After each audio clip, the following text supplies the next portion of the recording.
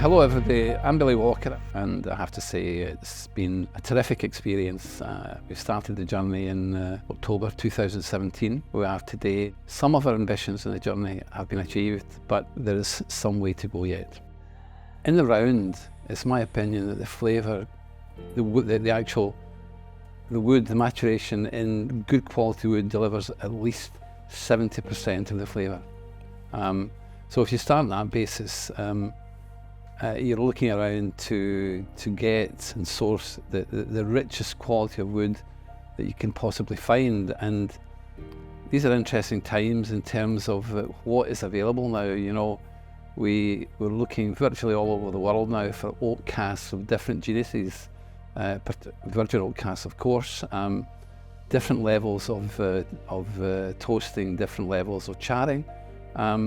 And we've been looking at places like Mongolia. We're looking at Japan for Mizunara casks.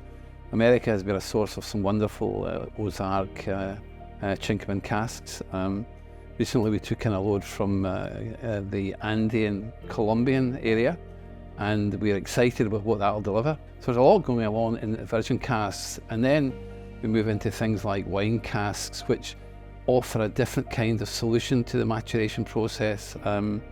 These casks are uncharred, so you can be more confident that the delivery, A, will take longer, and B, there's almost no chance that these are going to overcook, so you can leave the spirit in the wood for a long time. And the interesting thing about wine casks is that they have never been exposed to high strength spirit, so a lot of the flavour components that are still in the wood, and so they are a great source of flavour contribution going forward. And of course, we have to be sourcing significant amounts of sherry casks.